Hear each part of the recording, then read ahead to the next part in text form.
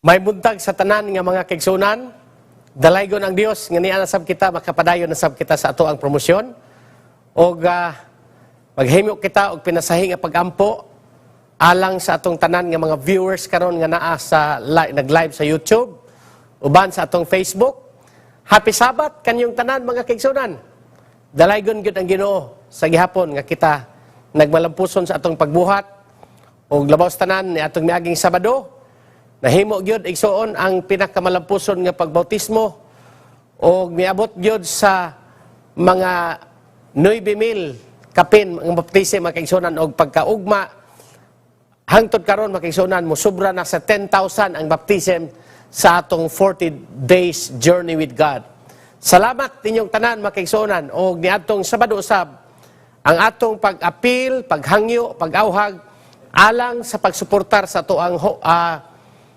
tuang ADRA Philippines makigsuunan nagmalampuson o kaluoy sa Ginoo daghan gyud kayong nag-respond. Salamat kay sa inyong pagtubag mga kaigsuunan.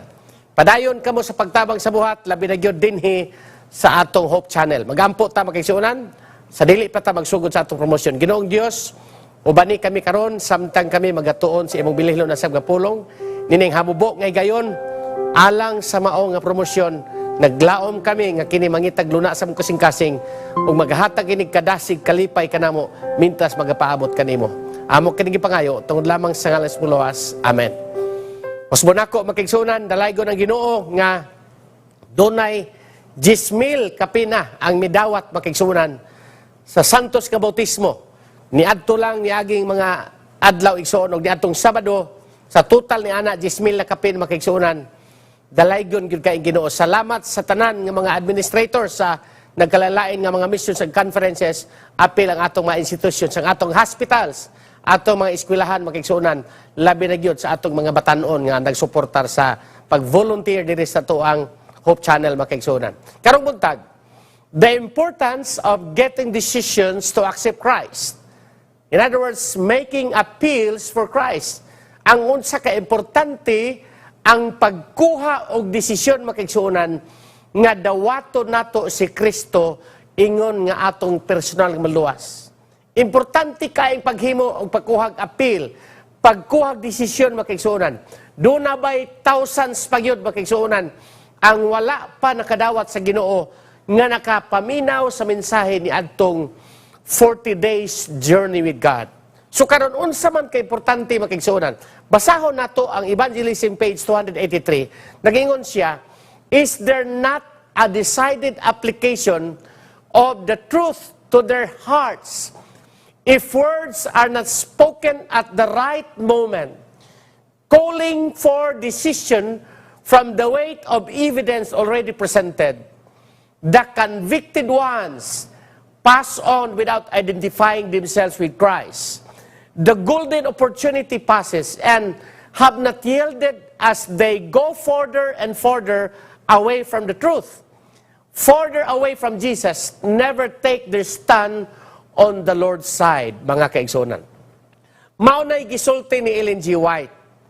Delikado di ay kaayo mga kaigsunan nga sa dihang magwali kita unya dili nato kuhaan og desisyon ang mga tao nga nakadungog sa mensahe. Usbon ako, atong itagsa-tagsaon karon makigsuunan, upat ka mga dagko nga punto, unsa ka importante ang pagkuha og desisyon alang sa pagdawat sa Ginoo makigsuunan.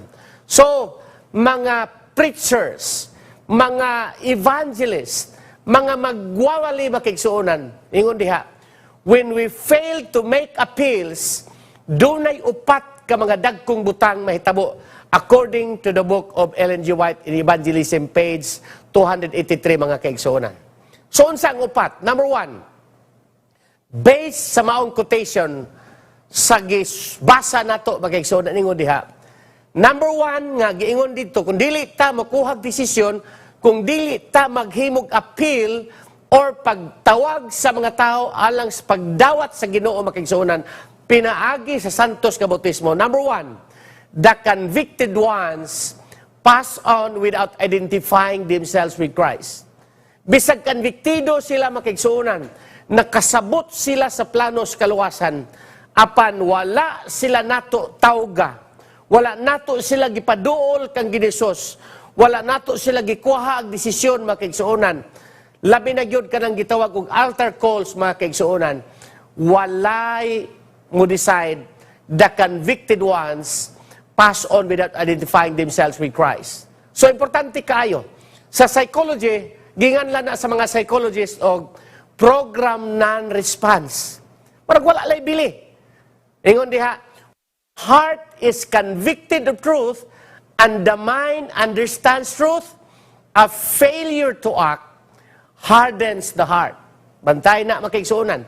Kung ang kasing-kasing konbiktado gayud sa kamatuoran, ang iyang tangisip, ang iyang utok igsuon nakasabot sa kamatuoran, masipyat gani nga dili siya makadecide makaigsuonan, musamot og kagahi ang iyang kasing-kasing. Dili gani ka mudawat sa Ginoo nga nakasabot ka sa kamatuoran, mugahi og samot ang imong kasing-kasing. So importante gyud kaayo ang pagkuha og desisyon alang sa pagdawat kang kaigsuonan. Og kamo usab nga nakadawat sa Ginoo, nakadawat sa mensahe sa Ginoo makaigsuonan, inyo gyong dawaton ang Ginoo kung nakasabot kamo sa kamatuoran, iampo ninyo pinaagi sa balang espiritu, kay kung dili nimo iampo, musamot hinuon og kagahi ang imong kasing-kasing. When the intellect is informed and the spirit move, a failure to act makes people less capable of acting. Oh? Kung ang balang espiritu nagatandog kanimo, ang imong pangutok makaigsuonan na inform, ingon diha, it makes what? People less capable of acting, and they lose the ability to respond if they do not act on what they know to be right. Kung dili ka mulihok, dili ka mubarog, dili ka mudawat sa Ginoo, failure of that makaigsuonan, maunsa man, mawala ka unya, imbis na kasabot ka sa kamatuoran, magahi na noon ang imong kasing-kasing. Maunay delikado makaigsuonan. Kamo nga wala pa nakadawat sa Ginoo, ayaw og pagahi ang inyong kasing-kasing. Number 2, unsa ang number 1 igsuon? Giingon diha nga the convicted ones pass on without identifying themselves with Christ. Ang number 2 ingon diha, the golden opportunity passes. Ang bulawanon nga oportunidad makaigsuonan mawala. Nilabay lang ang bulawanon nga oportunidad. Dako kaayo kawala gyud makaigsuonan. Bulawan na unta, kamatuoran na unta imong nabatnan, nakadungog na ka sa mensahe, apan imo lang gipalabay, nag-ingon diha. Ingon si Ellen G. White, the golden opportunity passes. There are divine moments when the Spirit prompts you, ang mga langit nun, nga mga yugto makaigsuonan, golden opportunity. Ang balang Espiritu nagatawag kanimo. Ingon siya sa John 12:35, Jesus says, walk while you have the light, lest darkness overtake you. Paglakaw, mintas doon na pa'y kahayag. Lakaw diha sa kahayag, mintas doon na pa'y kahayag. Kay basin baya og ang kangit-ngit mo unsa man, mulabang og malabang kanimo.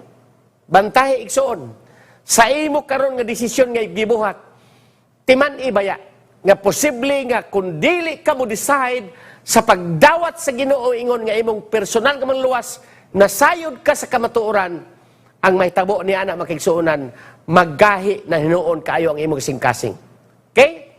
The Apostle Paul adds, ingon siya sa 2 Corinthians, chapter 6, verse 2, ingon siya, now is the day of salvation. Karon mauna ang adlaw nga gikahimutan, karon mauna ang adlaw sa kaluwasan, mga kaigsuonan. Ingon ang 6:2 sa 2 Corinthians. It is dangerous thing to carelessly refuse the Holy Spirit promptings, mga kaigsuonan.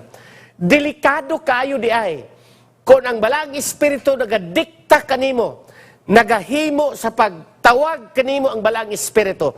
The third person, mga kaigsuonan, ikatulog persona, nagtawag kanimo ang balang Espiritu. Delikado kaayong imong balibaran ang tawag sa balang Espiritu. appeals, take advantage of the divine moments when people are open for decision, mga kaigsuonan. So, ang pagtawag, ang paghimog mga appeal sa panahon sa pagwali, mga kaigsuonan, importante gyud kayo. Ayaw yung sugot nga dili mo decide. Mga kaigsuonan, dili kini pinugsanay, pero kung nabati nimo ang tawag sa balang espiritu, ayaw na intawon paglangan-langan, tubaga ang Ginoo sa pagtawag niya. Kaya nga naman, kung dili ko nagapatubag sa iyang pagtawag, magahi pag-ayo ang imong kasing-kasing, ingon si Ellen G. White. Number 3, second to the last, the convicted ones drift further from Jesus and His truth. Kanang konbiktado na ka, o niya dili ka mo dawat sa Ginoo, nakasabot na ka sa mga mensahe, nga imong nadungog, apan nagpagahi ka sa imong kasing-kasing, musamot nga magkalayo ka sa Ginoo, malayo ka sa kamatuoran, mga kaigsuonan. Ingon diha, a failure to act on the truth does not leave our hearers in the same place they were before they heard truth. If they do not respond, they are worse than if they never heard. Grabe, no? Mas musabot ginoon kanang nakabalo ka, makaigsuonan nga biyaan na nimo ang imong mga bisyo, biyaan na nimo ang tanang kahilayan sa kalibutan, apan nakadungog ka mga mauna ang kamatuoran, o niya nagpagahi kasim kasing-kasing, musamot hinoon ka og kalayo sa Ginoo, mas worse pa hinoon ang imong kinabuhi, makaigsuonan, kay nakadungog na unta kas kamatuoran, imong gibalibaran ang kamatuoran. So ingon sa John 9:39 to 41, makaigsuonan, and Jesus said, for judgment I have come into this world. No? Kulangan nag-L, makaigsuonan. That those who not see may see, and that those who see may be made blind. Ingon siya, tungod sa paghukom, ako mianhi sa kalibutan. Apan, kadtong, ingon siya, those who do not see, kadtong wala makakita, makakita. Apan, kadtong makakita, nga daw wala nagpakakita, mahimo siyang buta. Verse 14, ingon siya, then some of the Pharisees who were with him heard these words. Nakadungog sila, mga Pariseo. Og maingon sila, ngadto kaniya, are we blind also? Ingon siya, nabuta ba may Ginoo? Nagsulti man kang kadtong dili makakita, mga buta sila. Ingon diha, and Jesus said to them, if you were blind, you would have no sin. But now you say, we see, ingon siya, karon nag-ingon man mo nga makakita mo, therefore, your sin remains. Dili pwede makaigsuonan nga magpabuta-buta ka. Dili pwede maingon ka nga wa ko kadungog sa kamatuoran. Dili pwede nga maingon ka, bisan pag nakadungog ko, magpagahi-gahi gyud ko sa akong kasing-kasing. Ang tinuod lang makaigsuonan, moabot gyud ang panahon nga masirhan ka sa kaluwasan. Gusto ang Ginoo nga mintras abli pa ang kaluwasan, dawata siya ingon nga imong personal nga maluwas. Ingon siya, therefore your sin remains. Ingon siya sa 2 Corinthians 6:2, karon mauna ang adlaw nga gikahimutan. The last one, ingon siya, the convicted ones never take their stand on the Lord's side. Mauni ang pinakadelikado, makaigsuonan. You are convicted and you hear the truth. You know what is the truth. You know what is the gospel. Unya wala kami tindog, makaigsuonan. On the Lord's side, delikado kaayo mga higala, makaigsuonan. Ingon diha, the convicted ones never take stand on the Lord's side. So, kay dili man sila Lord's side, asa man sila igsoon. Repeated rejection of the truth leads to hardness of heart and a callousness of mind, speaking to us as well as Israel. The Apostle Paul declared, today, if you will hear His voice, do not harden your hearts as in the rebellion. Hebrews 3:7-8. Karong adlawa, kung nakadungog ka sa iyahang tingog, nakadungog ka sa iyang pagtawag, ayaw pagpagahia ang imong kasing-kasing, aron dili ka matawag nga rebelde sa tubangan sa Ginoo. Ingon ang Hebrews mga kaigsuonan. Hebrews 3, 7 and 8. Today, if you will hear His voice, do not harden your hearts as in the rebellion mga kaigsuonan. So throughout the Bible, strong appeals played a major role in God's plan of saving people. God made the first appeal. Dito sa tanaman sa Eden, makiksoon ingon siya, when Adam and Eve sinned, God would not let them go without making earnest appeal. Unsa ingon niya? Sa Genesis 3:9, then the Lord God called Adam and said to him, where are you? Asa man kamo? Sa ato pa ang unang nangita, ang unang nagtawag makigsuunan, ang unang naghimog appeal, mao si Jesus. Second, Moses made appeals, Exodus 30-26. Then Moses stood in the entrance of the camp and said, whoever is on the Lord's side, come to me. And all the sons of Levi gathered themselves together to him. So the second proof, mga kaigsuunan, nga naghimog appeal, mao si Moses. Humani Jesus, si Moses. Bisag kinsa, nga gusto, nga naa sa side sa Ginoo, dumuol kamo kanako. Elijah made an appeal. 1 King 18:21. Then Elijah came to all the people and said, how long will you falter between two opinions? If the Lord is God, follow Him. But if Baal, follow Him. Mga kaigsunan, ikatulong nga prueba, si Elijah naghimo og appeal. The entire Bible ends with God's final appeal. Revelation 22:12. And the Spirit and the bride say, come. And let him who hears say, come. And let him who hears come. Whoever desires, let him take the water of life freely. Bisag kinsa makigsunan, come. Giimbitar ka sa Dios. Dawata ang Ginoo mintras dili pa mo sira ang kaluwasan. Gitawag kaniya sa pagpangalagad. Come. Kadtong nakadugog, come. Duol kaniya. Dawata siya. Mintras abli pa ang kaluwasan.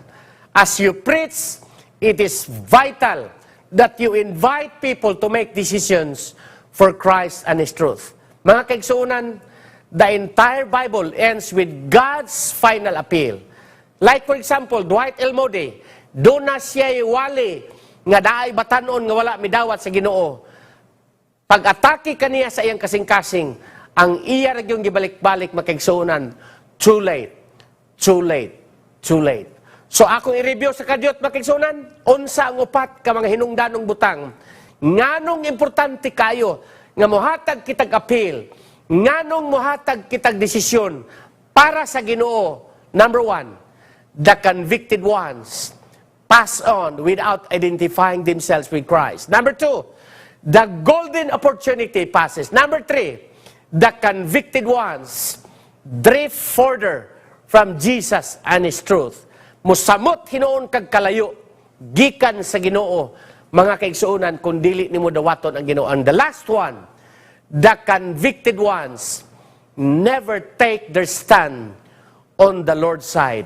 Nang hinaot ko, makigsuunan, nga inyong nasabtan, nakasabot kamo, kung unsa ang tawag sa Ginoo, o nang hinaot ko, nga mintras doon na pa'y panahon, doon na pa'y pagtawag, pinagis balang Espiritu, ayaw in taon og balibari ang pagtawag sa balang Espiritu.